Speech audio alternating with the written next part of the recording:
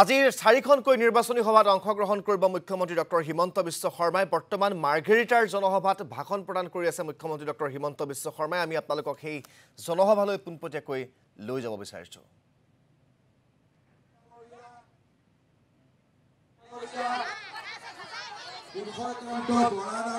দিগন্ত শইকীয়া ডাঙৰীয়া ভবেন শৰ্মা ডাঙৰীয়া দেৱেশ্বৰ মৰাণ ডাঙৰীয়া ভদ্ৰেশ্বৰ মৰাণ ডাঙৰীয়া প্ৰিয়া দাস ডাঙৰীয়ানী মই মাৰ্ঘেৰিটাত আহিছিলোঁ ৰাইজে মোক কৈছিলে যে মাৰ্ঘেৰিটাৰ কোল ইণ্ডিয়াৰ কাম বন্ধ হৈ গ'ল আমাৰ ৰাইজৰ উপাৰ্জন কমি গ'ল বিজেপি চৰকাৰ আহিলে আমাৰ মাৰ্ঘেৰিটাৰ ব্যৱসায় আকৌ আৰম্ভ হ'ব লাগে আপুনি তাক প্ৰতিশ্ৰুতি দিয়ক মই প্ৰতিশ্ৰুতি দিছিলোঁ আৰু আজি আকৌ কাম আৰম্ভ হ'ল নে নাই আজি আপোনালোকে চাব আমি ইলেকশ্যনৰ সময়ত যি প্ৰতিশ্ৰুতি ৰাইজক দিওঁ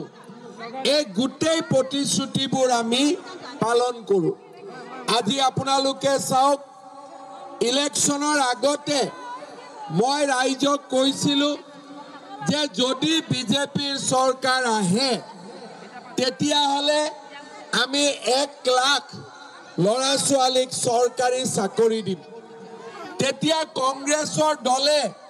মোক বিশ্বাস কৰা নাছিলে বহুত মানুহে ভাবিছিল যে 1 লাখ চাকৰি দিয়াটো কেনেকৈ সম্ভৱ হ'ব কিন্তু আজি 2 বছৰ 8 মাহত আমি 1 লাখ ল'ৰা ছোৱালীক চৰকাৰী চাকৰি দিলোঁ কোনেও এটকাও ঘোষ ল'ব নোৱাৰিলে আজি মই মাৰ্ঘেৰিটাত আকৌ এবাৰ ক'ব খুজিছোঁ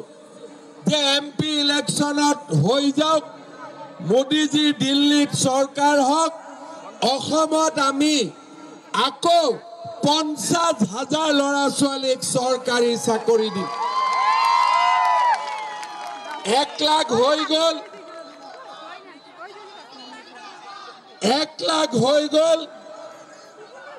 আৰু 50,000 ল'ৰা ছোৱালীক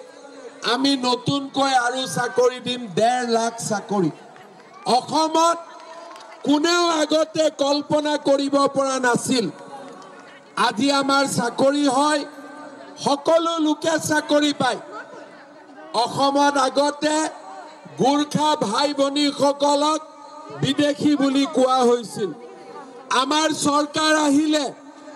আমি অসমত এটা পৰিৱেশ নিৰ্মাণ কৰিলোঁ